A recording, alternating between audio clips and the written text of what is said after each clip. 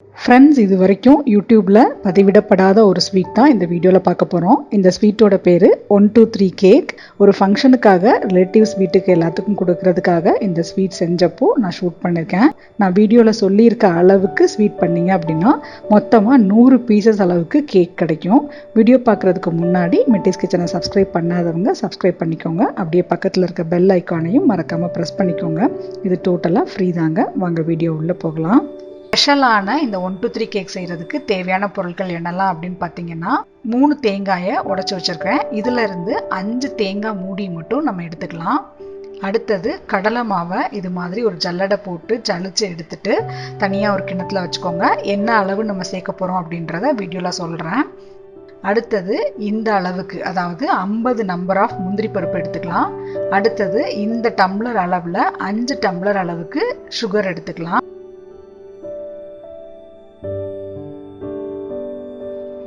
அடுத்தது இந்த டம்ளர் அளவுக்கு, அதாவது இது ஒரு 200 ml பிடிக்கும், இந்த டம்ளர் அளவுக்கு நெய் எடுத்துக்கலாம்.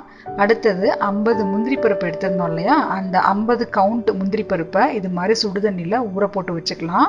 5 மூடி தேங்காய் சொல்லியிருந்தாலே அதை நல்லா துருவி எடுத்துட்டு ஊற வச்சிருந்த முந்திரி பருப்பையும் இது கூட சேர்த்துட்டு ஏலக்காயை ஓப்பன் பண்ணி அது உள்ளே இருக்கக்கூடிய பீசஸை மட்டும் இது கூட ஆட் பண்ணிக்கலாம். இந்த செம்பு அளவுக்கு தண்ணி நல்லா ஊற்றிட்டு நல்லா நைஸாக அரைச்சி எடுத்துக்கலாம்.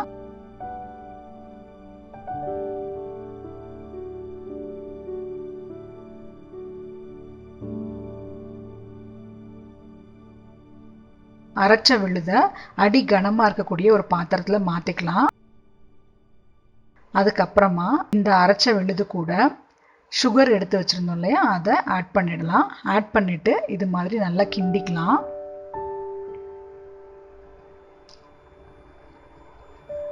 இந்த ஸ்வீட் செய்கிறதுக்கு மொத்தமாக 1 மணி நேரம் ஆச்சு. இந்த ஸ்வீட்டை நல்லா கிண்டிகிட்டே இருக்கணும். எந்த அளவுக்கு கிண்டுறோமோ அந்த அளவுக்கு கேக் நல்லா பக்குவமாக வரும்.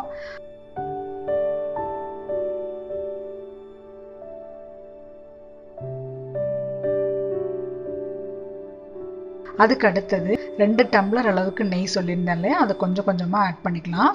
அடுத்தது இப்போ பாருங்கள், நான் வீடியோவில் சொல்லியிருக்கிற அளவுக்கு நீங்கள் கடலை மாவு எடுத்துக்கிட்டாலே போதும். இந்த கிண்ண அளவுக்கு கடலை மாவு எடுத்துக்கலாம். அதுக்கப்புறமா ஒரு ஸ்பூனாக எடுத்து ஏற்கனவே தேங்காய், முந்திரி, ஏலக்காய், ஜீனி இருக்கு இல்லையா, அந்த மிக்சிங் கூட இந்த கடலை மாவை மெதுவாக சேர்க்கணும். ஒரு ஸ்பூனாக தான் சேர்க்கணும், மொத்தமாக போட்டுறாதீங்க, கெட்டி பட்டுரும். மெதுவாக ஒரு ஸ்பூனாக ஆட் பண்ணிக்கலாம். ஆட் பண்ணிட்டு இருக்கும்போதே நல்லா கிண்டிகிட்டே இருக்கலாம். கெட்டி விழுந்துடாத மாதிரி கிண்டிக்கலாம். லைட்டாக சின்னதாக பபிள்ஸ் மாதிரி கட்டி வர்ற மாதிரி இருக்கும், இருந்தாலும் பயப்பட வேண்டாம். நல்லா இது மாதிரி கிண்டிகிட்டே இருந்தாலே போதும்.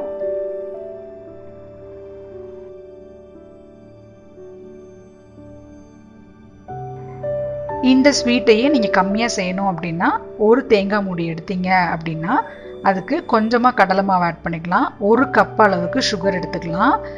100 ml அளவுக்கு நெய் எடுத்துக்கலாம். ஒரு 10 நம்பர் ஆஃப் முந்திரி எடுத்துக்கலாம். அதுக்கப்புறம் ஒரு 4 பீசஸ் ஆஃப் ஏலக்காய் எடுத்துக்கலாம். இதை எடுத்து இதே ப்ராசஸை நீங்கள் ஒரு தேங்காய் மூடி அளவுக்கு கூட செஞ்சு பாருங்கள். உங்களுக்கு எப்படி வருதுன்னு ட்ரை பண்ணி பாருங்கள். அதுக்கப்புறமா லார்ஜ் குவான்டிட்டியில் நீங்கள் செஞ்சுக்கலாம்.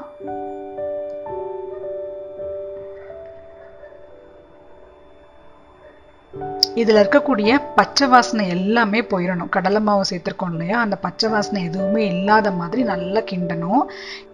இப்போ பாருங்கள் எப்படி வந்திருக்கு அப்படின்னு சொல்லிட்டு. இது மாதிரி நீங்கள் கிண்டிகிட்டே இருங்க. அடுத்து கொஞ்சம் கொஞ்சமாக அந்த அளவு நெய்யை கொஞ்சம் கொஞ்சமாக ஆட் பண்ணிவிட்டு கிண்டிகிட்டே இருக்கலாம். இதோட பக்குவம் எப்படி பார்க்குறது அப்படின்னா, இறக்கி வச்சதுக்கு அப்புறமா கையில் தொட்டு பார்த்தீங்க அப்படின்னாலும் உங்களுக்கு கையில் ஒட்டாமல் பிசு பிசுன்னு இல்லாத மாதிரி நல்லா தனித்தனியாக இருக்கிற மாதிரி இருக்கும். ஆனால் சேர்த்து உருட்டினீங்க அப்படின்னா நல்லா ஒன்றா சேர்ந்துக்கிற மாதிரியும் இருக்கும். ஸோ அந்த பக்குவம் வரைக்கும் நம்ம கிண்டிகிட்டே இருக்கணும். இப்போது லாஸ்ட் ஸ்டேஜில் எல்லா நெய்யையுமே ஆட் பண்ணியாச்சு. அதுக்கப்புறமும் இது மாதிரி நல்லா கிண்டிகிட்டே இருங்க. மேக்ஸிமம் கிண்டும் போது அடுப்பு சிம்லையே இருக்கட்டும். இப்போ பாருங்கள், லாஸ்ட்டாக தான் நான் ஆனில் வச்சுருக்கிறேன். நல்லா சிம்லையே இருக்கிற மாதிரி வச்சுட்டு கிண்டிக்கோங்க.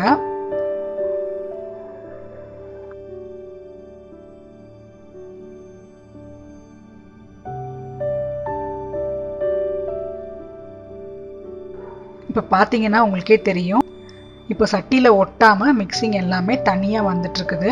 இந்த ஸ்டேஜில் அடுப்பை ஆஃப் பண்ணிவிட்டு கீழே இறக்கி வச்சிடலாம். கீழே இறக்கி வச்சதுக்கப்புறமும் ஒரு 5 மினிட்ஸுக்கு நல்லா கிண்டிகிட்டே இருக்கணும். நார்மலாக நம்ம கேக் செய்கிறோம் அப்படின்னா பிளெண்டர் யூஸ் பண்ணுவோம், அப்போ தான் அதோட பக்குவம் நல்லா வரும்ன்றதுக்காக. அதே மாதிரியே நம்ம பிளெண்டர் யூஸ் பண்ணலை, அதுக்கு பதிலாக ஒரு கரண்டி வச்சு இது மாதிரி நல்லா கிண்டிகிட்டே இருக்கலாம். அதுக்கப்புறம் ஒரு பிளேட் எடுத்துட்டு அதில் நெய் ஊற்றி இது மாதிரி கிரீஸ் பண்ணிக்கலாம். கிண்டி வச்சிருக்கக்கூடிய அந்த கலவையை இதில் வச்சிடலாம். அதுக்கப்புறம் ஒரு கிண்ணத்தில் இது மாதிரி நெய் அடியில் தடவிட்டு இதே மாதிரி நல்லா தட்டி விட்டுக்கோங்க. எந்த கேப்புமே இல்லாத மாதிரி செட் ஆகிற மாதிரி இது மாதிரி தட்டி விட்டுக்கிட்டே இருங்க. அடுத்தது ஒரு ஸ்பூன் ஏதாச்சும் இருந்துச்சுன்னா அதை எடுத்து அந்த ஸ்பூனை வச்சு சைடில் எந்த கேப்புமே இல்லாத மாதிரி நல்லா ஸ்ப்ரெட் பண்ணி விட்டுட்டு மறுபடியும் ஒரு கிண்ணம் வச்சு நல்லா தட்டிங்க. இது மாதிரி நல்லா ஸ்ட்ராங்காகவே தட்டிக்கோங்க. நம்ம செஞ்ச ஸ்வீட்டு இப்போ 2 பிளேட் அளவுக்கு வந்துருச்சு.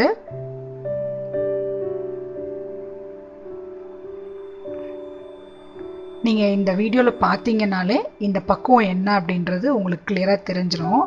அதுக்கப்புறமா கத்தியில் நெய் தடவிட்டு கொஞ்சம் கேப் விட்டு லைன் போட்டு வச்சுக்கலாம்.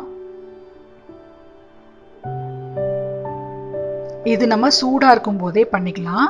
அதுக்கப்புறமா ஒரு 5 நிமிஷம் வரைக்கும் சூடு ஆறுனதுக்கு அப்புறமா மறுபடியும் இந்த பிளேட்டை எடுத்துட்டு ஏற்கனவே கோடு போட்டு வச்சுருக்கோம் இல்லையா, அந்த கோடு மேலேயே மறுபடியும் கோடு போட்டுக்கலாம்.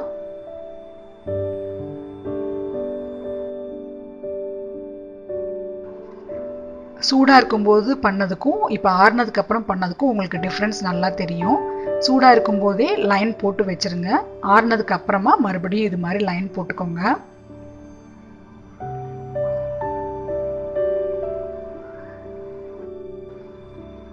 இப்போ பிளேட் ஃபுல்லாக கட் பண்ணதுக்கு அப்புறமா ஒரு பட்டர் ஷீட் விரிச்சிட்டு அதில் இந்த பிளேட்டை இது மாதிரி கவுத்தி தட்டினீங்க அப்படின்னா வாவ், ரொம்ப அழகான கேக் வந்துட்டு இருக்குது.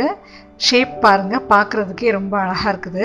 இப்போ அதுக்கப்புறமா ஏற்கனவே அடியில் கட் பண்ணியிருந்தோம் இல்லையா, அது இங்கே லைனாக இருக்கும். அந்த லைன் மேலே மறுபடியும் இது மாதிரி கட் பண்ணிக்கோங்க. கட் பண்ணிங்க அப்படின்னா ரொம்ப அழகாக தனித்தனியாக வர ஆரம்பிச்சிடும். இப்போ நீள நீளமாக இருக்கக்கூடிய இந்த ஷேப்பில் மறுபடியும் சின்ன சின்ன பீசஸாக கட் பண்ணி எடுத்துக்கலாம்.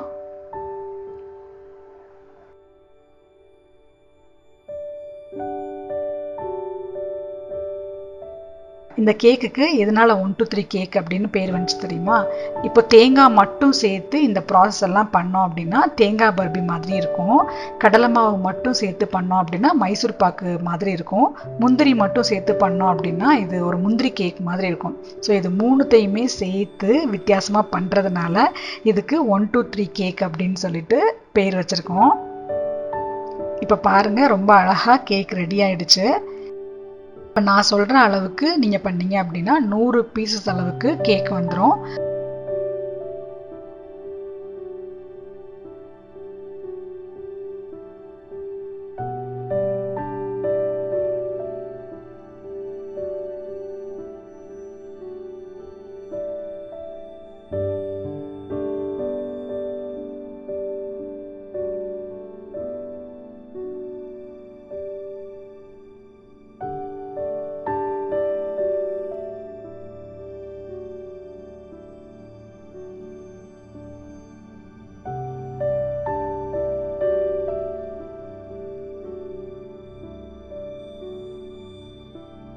நான் சொல்கிற இந்த பக்குவத்தில் நீங்கள் செஞ்சீங்க அப்படின்னா கண்டிப்பாக இந்த ஸ்வீட் எல்லாருக்குமே ரொம்ப பிடிக்கும்.